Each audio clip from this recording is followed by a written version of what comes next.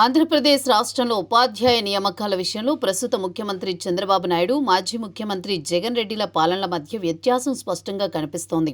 DSC నోటిఫికేషన్లపై విద్యార్థులు ఆందోళనలు తలెత్తుతున్నాయి. ఉపాధ్యాయ నియామకాల విషయంలో ప్రభుత్వాల చిత్తశుద్ధి ఎంత? డిఎస్సి నోటిఫికేషన్లు, ఉపాధ్యాయుల భర్తీ విధానంలో ఇద్దరి పాలనల్లోని తేడాలను ఇప్పుడు చూద్దాం. చంద్రబాబు ముఖ్యమంత్రిగా ఉన్న సమయంలో ఉపాధ్యాయ నియామకాలకు ప్రాధాన్యత ఇచ్చారు. ఆయన హయాంలో 11 సార్లు డిఎస్సి నిర్వహించారు. దీని ద్వారా 1,80,208 మంది ఉపాధ్యాయులను నియమించారు. 2014-19 మధ్య కాలంలోని 18,000 ఉపాధ్యాయ పోస్టులు భర్తీ చేశారు. ఇచ్చిన మాట ప్రకారం 16,374 పోస్టులతో మెగా డిఎస్సి నిర్వహించి ఎంపికైన అభ్యర్థులకు 2 నెలల్లోనే పోస్టింగులు ఇచ్చారు. ప్రస్తుతం రాష్ట్రంలో ఉన్న ఉపాధ్యాయుల్లో ఎక్కువ మంది చంద్రబాబు హయాంలో నియమితులైన వారే.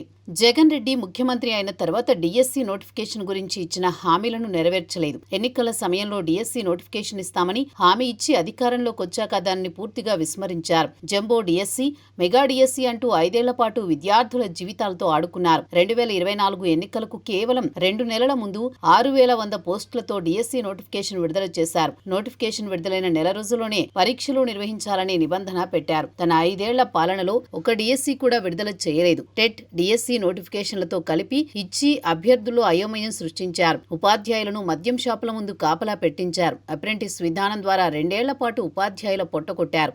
చంద్రబాబు హయాంలో ఉపాధ్యాయ నియామకాలకు ప్రాధాన్యత ఇవ్వగా, జగన్ రెడ్డి హయాంలో మాత్రం ఉపాధ్యాయుల నియామకాలను విస్మరించారు. ఎన్నికల ముందు ఇచ్చిన హామీలను కూడా నెరవేర్చలేదు. డిఎస్సి నోటిఫికేషన్లు, పరీక్షల నిర్వహణలో కూడా స్పష్టమైన వ్యత్యాసం కనిపిస్తోంది. చంద్రబాబు హయాంలో డిఎస్సి నోటిఫికేషన్లు క్రమం తప్పకుండా విడుదల చేయగా, జగన్ రెడ్డి హయాంలో మాత్రం ఎన్నికల ముందు హడావిడిగా నోటిఫికేషన్ విడుదల చేశారు.